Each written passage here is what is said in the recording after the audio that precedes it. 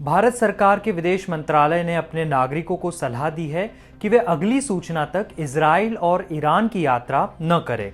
विदेश मंत्रालय ने एक बयान जारी कर कहा है, जो नागरिक पहले से ईरान या इजराइल में रह रहे हैं उनसे गुजारिश है कि वे भारतीय दूतावासों से संपर्क करें और अपना रजिस्ट्रेशन करवाएं।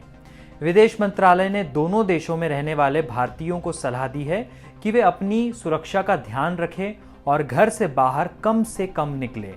भारत सरकार के अलावा अमेरिका ने भी इजराइल और ईरान की यात्रा पर पाबंदी लगा रखी है। अमेरिका ने अपने दूतावासीय कर्मचारियों को भी इजराइल जाने से रोक दिया है। लेकिन ये स्थिति क्यों आ गई है और क्यों भारत और अमेरिका ने अपने नागरिकों को सचेत किया है, ये समझने की कोशिश करते हैं। इजरायली डिफेंस फोर्स यानी IDF ने 1 अप्रैल को सीरिया में ईरान दूतावास पर हमला किया था। इसमें कई शीर्ष ईरानी कमांडर और कई अन्य इस्लामिक रिवॉल्यूशनरी गार्ड कॉर्प्स के सदस्य मारे गए। कुल मिलाकर हमले में 3 जनरल और कुद्स फोर्स की 4 अन्य अधिकारी मारे गए। इसके बाद ईरान ने कहा था कि वह इसका बदला लेगा। टाइम्स ऑफ इजराइल की रिपोर्ट के मुताबिक अमेरिकी खुफिया एजेंसी ने संकेत दिया है कि अगले 24 से 48 घंटों में ईरान की ओर से इजराइल पर हमला किया जाएगा।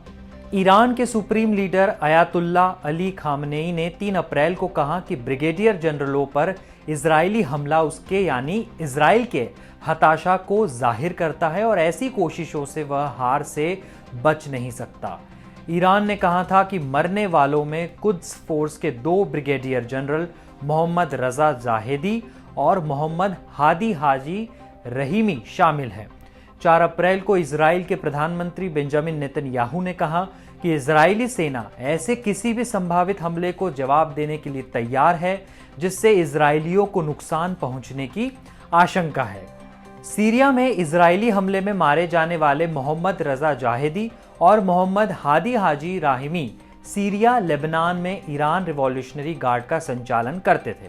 ये दोनों हिजबुल्लाह के साथ ईरान के तालमेल के लिए जिम्मेदार भी थे, यानी दोनों ही ईरानी सेना के वरिष्ठ कमांडर थे, सीनियर कमांडर। ऐसे में ईरान की ओर से हमले की आशंका के बीच क्या मध्य पूर्व में एक और जंग छिड़ सकती है? क्या ईरान ने आमने सामने की जंग का मन बना लिया है? ये भी एक सवाल है।